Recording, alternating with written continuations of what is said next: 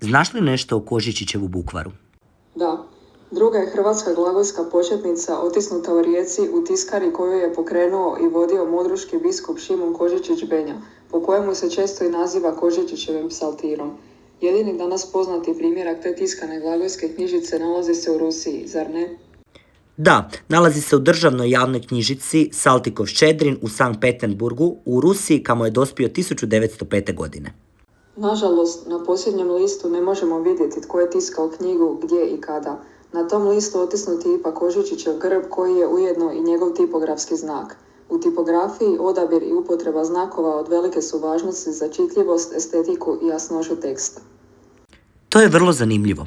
Njegov je tipografski znak leopard, koji se propinje na stražnim nogama unutar štitarskoga okvira, a iznad njega nalazi se biskupska mitra, odnosno kapa koju nose papa, kardinali, nadbiskupi i biskupi. A po posebnoj ovlasti i neki opati. Što bi još naglasio, što još ocjenjuješ bitnim?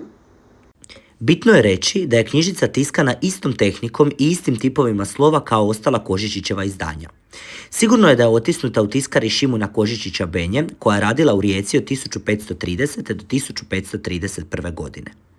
Da, to se može zaključiti po činjenici da na prvoj stranici dolazi ista slika Svetog Šimuna kao i na prvoj stranici Kožičićeva oficija rimskoga. Također isti polugotski inicijali N, O i V s ucrtanim minijaturama i isti glagolski inicijal Z nalaze se i u drugim Kožičićevim izdanjima. Znaš li kakav naziv nosi knjižica? Psaltir. Zapravo je to bukvar, to jest početnica za prvo učenje i usvajanje pismenosti. Izraz bukvar vezan je za ustrojstvo glagoljičnoga i ćiriličnoga pisma jer su u pitanju azbuke s ustavljenim redom slova az, buki, vijedi. Inače, za bukvar dolazi naziv psaltir, psalterić jer obiluje tekstovima psalama. Tako je, a svrha bukvara bila je da služe za vježbu u čitanju glagoljice i za učenje molitava. To nam govori da su bukvari imali obrazovnu i religijsku funkciju. Da, bukvar na početku ima glagolsku azbuku, a u našoj je početnici iznad tiskanih glagolskih slova neka ruka perom ispisala odgovarajuća latinska slova prema talijanskoj ortografiji i pravopisu. Poslije azbuke dolaze osnovne kršćanske molitve, molitva Gospodnja, molitva Zdravo Marijo, označena kao pozdravljenje anđelsko i početak apostolskog vjerovanja, simbol apostolski, te tekstovi preuzeti iz misnog reda, ali i tekstovi preuzeti iz liturgijskih časova itd. Fototipsko izdanje te Kožičićeve knjižice izrazito je vrijedno.